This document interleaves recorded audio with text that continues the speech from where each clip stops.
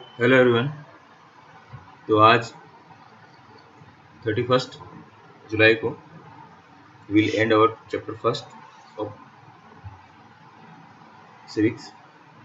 तो आज का लास्ट टॉपिक है हमारा डेमोक्रेसी प्रमोशन। डेमोक्रेसी की हमने शुरुआत पढ़ी, उसका मिडिल फेज पढ़ा, कैसे इसका एक्सपांशन हुआ। तो आज के दौर में ये बात आ जाती है कि किस प्रकार से उसे और ज़्यादा ज़्यादा प्रमोट किया जाए या आगे बढ़ाया जाए, ज़्यादा ज़्यादा देशों में उसे मतलब लागू किया जाए। तो उसी को हम कहते हैं डेमोक्रेसी प्रमोशन, प्रमोट करना। तो take a close look at the two cartoon on this and on the next page। आपको जो पेज पर दिए हुए दोनों कार्टून उनको आपको देखना है, और नेक्स्ट पेज पे भी। This cartoon raise a fundamental question related to global democracy. ये जो कार्टून है ये मूलभूत प्रश्न उठाते हैं ग्लोबल डेमोक्रेसी के ऊपर से संबंधित, ठीक है। हाल ही में many powerful countries in the world, particularly the United States of America, have taken on the task of democracy promotion in the rest of the world। हाल ही में आपने देखा होगा कि यूनाइटेड स्टेट ने, ठीक है, उसने ये टास्क लिया है कि भाई वो प्रमोट करेगा बाकी संसार में डेमोक्रेसी को। वे कहते हैं that propagating the values of democracy is not enough. जो डेमोक्रेसी की वैल्यूज, उसके जो मूल्य हैं उनको प्रोपोगेट करने का जो तरीका है, या हम कहें कि उसकी जो स्पीड है, वो इनफ नहीं है। Existing democracies should directly intervene in countries that are non democratic to establish democracy rule.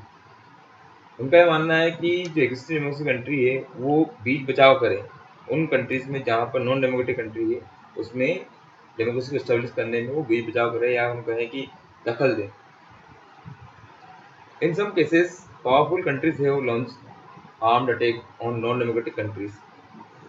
कई केसेस में तो हमने ये भी देखा है कि जो डेमोक्रेटिक कंट्री है, वो आर्म्ड अटैक भी करती है नॉन डेमोक्रेटिक कंट्री पे, ताकि वहाँ पर डेमोक्रेसी को इस्टेब्लिश किया जा सके। In some cases powerful country have launch sorry this is what Sushmita was talking about. और यही वह बात है जिसके बारे में सुष्मिता बात कर रही थी, ठीक है, जिसमें अमेरिका अटैक ऑन इराक, यहाँ पर नॉन डेमोक्रेटिक रूल था। Let us see what happen in Iraq. चलो देखते हैं कि इराक में क्या हुआ। Iraq is a country in western Asia. Western Asia का ये प्रदेश है, पहाड़ी प्रदेश, गल्फ कंट्रीज हम बोलते हैं। It became independent from British rule in 1932। तो 1932 में ये ब्रिटिश रूल से आज़ाद हुआ था। 3 decades लेटर, 3 दशक बाद, there were a series of coups by military officers. तो वहाँ पर एक कॉप नहीं हुआ, सीरीज ऑफ कॉप्स, मतलब कई जो विद्रोह हुए, सैन्य विद्रोह।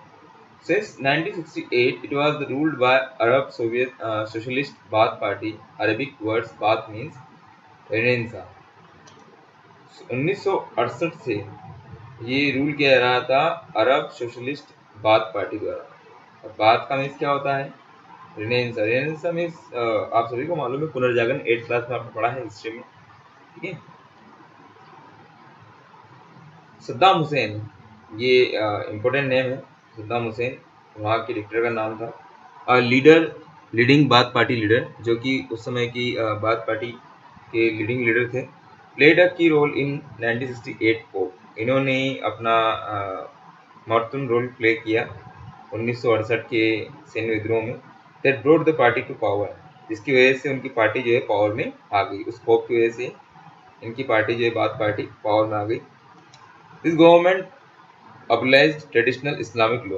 देखो ये बात बहुत इंपॉर्टेंट है, मतलब ये कंट्री जो है वो इस्लामिक कंट्री है, और यहाँ पर मतलब इस्लामिक कानून चलते हैं, ठीक है। तो उसने सबसे पहले आते ही क्या किया, ट्रेडिशनल जो पारंपरिक मतलब मुसलमानों का कानून, तो जैसे हमारे हिंदू कोड होता है, ठीक है, तो वैसे ही मतलब इस्लामिक लॉ जो है इसने आते ही क्या कर दिया, अबलिश कर दिया, उसे नष्ट कर दिया। And gave woman the right to vote, और महिलाओं को वोट देने का अधिकार दे दिया। तो अगर हम देखें in starting he did very good job for social reform. तो समाज के सुधार के लिए सद्दाम हुसैन ने बहुत अच्छे अच्छे काम किए थे। मतलब इसने महिलाओं को न मिलने वाली आज़ादी जो दी थी, वोट देने का अधिकार दिया था, जो पाबंदियां या हम कहें कि जो रूढ़िवादिता थी इस्लामिक लॉ में, उसको ख़त्म किया था। And several freedom not granted in other west eastern Asian countries, और वो बहुत सारे फ्रीडम जो वेस्ट एशियन कंट्रीज में नहीं मिलते हैं वो उसने वहाँ पर प्रदान किए थे लोगों को। तो क्या होता है, यही होता है जब मतलब कोई इंसान ऐसा आता है जो आपको वे चीज़ें प्रोवाइड करता है जो पहले से आपको नहीं मिली हुई है, तो आप उसे क्या मानने लगते हो, मसीहा मानने लगते हो।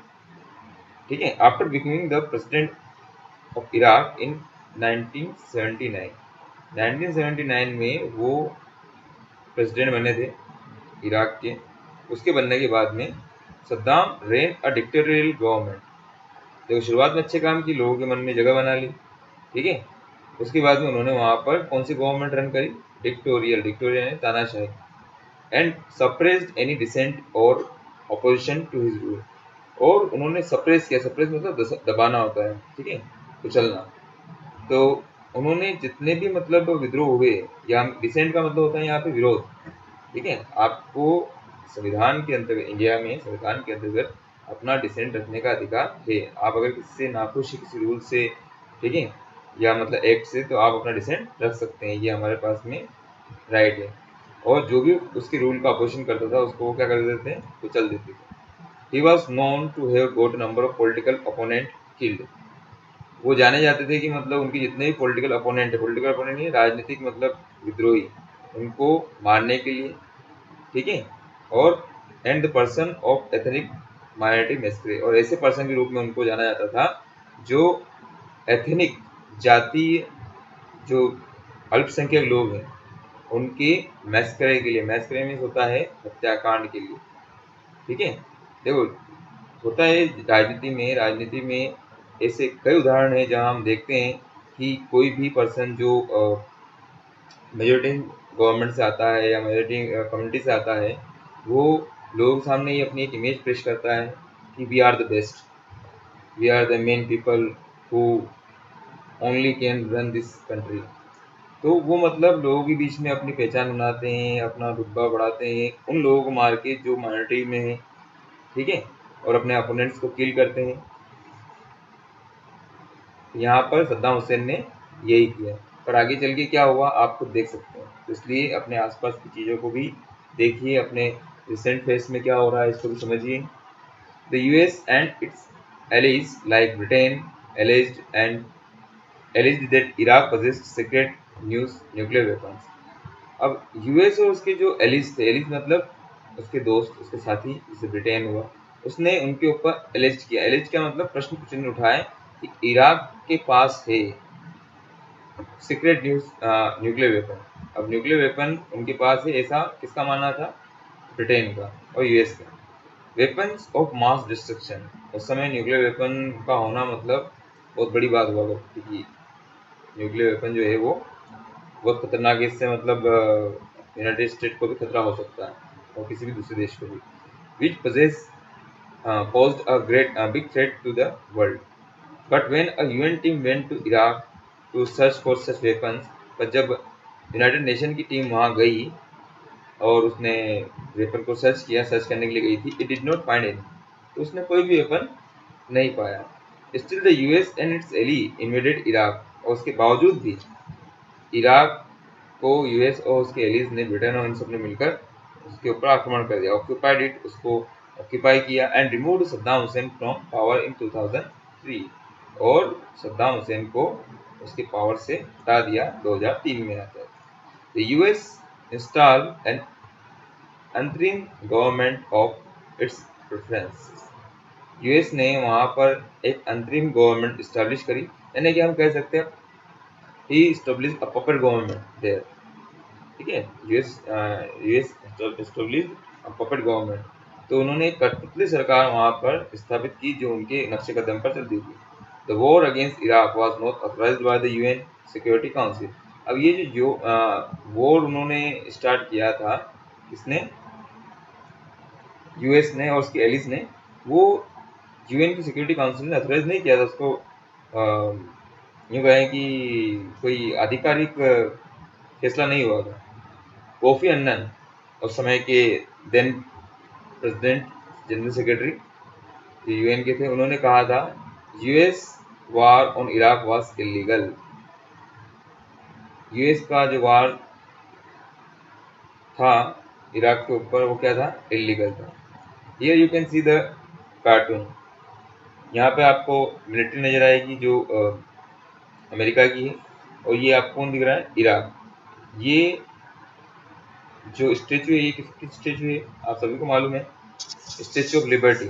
Okay, statue of liberty means democracy की पहचान ये दे रहे हैं। पर एक्चुअली में ये क्या है, किस रूप में, कैक्टस रूप में, मतलब वो लेना नहीं चाहता है, जबरदस्ती दे रहे हैं, इसको बहुत नुकसान हो रहा है इससे। ठीक है, तो ऐसा प्रमोशन भी किस काम का। चलो नेक्स्ट चलते हैं अगले पेज पे। The example of Iraq raise some basic question that we need to think about. Iraq का जो केस है, वो हमारे सामने बहुत सारे प्रश्न उठाता है जो हमें सोचने की आवश्यकता है। Is this the right way to promote democracy? क्या डेमोक्रेसी को प्रमोट करने का ये सही तरीका है? तो it's not. Should a democracy country wage a war and invade other country for establishing democratic rule? क्या कोई डेमोक्रेटिक कंट्री वार वेज कर सकती है या दूसरी कंट्री के ऊपर आक्रमण कर सकती है वहाँ पर डेमोक्रेटिक रूल को इस्टेब्लिश करने के लिए? करना चाहिए ऐसा? तो नहीं करना चाहिए, गलत है ये। Does external help work in every cases? तो क्या एक्सटर्नल जो हेल्प वर्क करता है हर केसेस में? जैसे अगर हम बात करें इंडिया पाकिस्तान की, कश्मीर के मामले में, ठीक है, तो क्या मतलब अमेरिका को अगर हम बाहर से बुलाएं और मीडिएटर का काम करने के लिए बोले तो वो सही होगा? तो सही नहीं होगा। वो क्या जानता है हमारे बारे में या हमारे पड़ोसियों के बारे में? और does it work only when the people of a nation are actively engage in the struggle to make their society democratic? और क्या ये तब काम करता है जब वहाँ देश के ही लोग मतलब एक्टिवली इंगेज होते हैं स्ट्रगल में और अपनी सोसाइटी को ज़्यादा से ज़्यादा डेमोक्रेटिक बनाने की कोशिश करते हैं? तो सेकंड वन इज राइट, कि ये लोगों का करते हुए कि वो मतलब खुद आए, आगे बढ़े और आगे बढ़कर डेमोक्रेसी को स्टैब्लिश करे या फ्रीडम को स्टैब्लिश करे। Even if external intervention leads to the establishment of democracy in a country, would it last long? अगर मान लो इंटरनल जो है वही इंटरवेंशन जो है वही काफ़ी है, तो क्या ये लंबे समय तक रहता है? Will it enjoy the support of its citizen? क्या लोगों का सपोर्ट इसमें बना रहता है? तो हम कहेंगे कि नहीं, ये लंबे समय तक उसके बावजूद भी नहीं रह सकता। अगर हम बात करें फ्रांस की, जो कि आपने हिस्ट्री में पढ़ा होगा, आप पढ़ेंगे इस साल, फ्रांस में 1789 के बाद में भी 1804 तक आते आते वहाँ पर नेपोलियन के मोनार्च आ गया था। तो नागरिकों ने संघर्ष किया था, डेमोक्रेसी लाए, डेमोक्रेसी लाने के बावजूद भी वहाँ पर 1804 में दोबारा से मोनार्ची स्टैब्लिश हो गई। तो हम ये नहीं कह सकते कि वो लंबे समय तक रहेगी। Even if next, even if the external intervention lead to the establishment of democracy in country, would it last long? Would it enjoy the support of its citizen? तो सिटीजन का सपोर्ट जो है वो खत्म हो जाएगा। लास्ट है finally, is the use of external force to give democracy to the people in the keeping with the spirit of democracy? कि जो एक्सटर्नल फोर्स का उपयोग करके डेमोक्रेसी गिफ्ट के रूप में देना पीपल को, कि वो इसकी स्पिरिट को बनाए रखेंगे, ये सही होगा? नहीं होगा। वो एक समय के बाद में से खुल जाएंगे, दोबारा से वहाँ पर डिक्टेटरशिप लागू हो जाएगी या मोनार्ची स्टार्ट हो जाएगी, उसको वहाँ जरूरत पड़ेगी। Here you can see the picture और cartoon. Helping democracy was a comment on the president of US forces during the election in Iraq. Do you think the cartoon can apply to many other situation? Identify some example from chapter which this cartoon can help understand. अब देखिए यहाँ पे जबरदस्ती मतलब vote cast करवा रहे हैं, ठीक है, डेमोक्रेसी को स्टैब्लिश करने के लिए, उसको रन करवाने के लिए, पर this is not the right वे, ये सही तरीका नहीं है, ठीक है।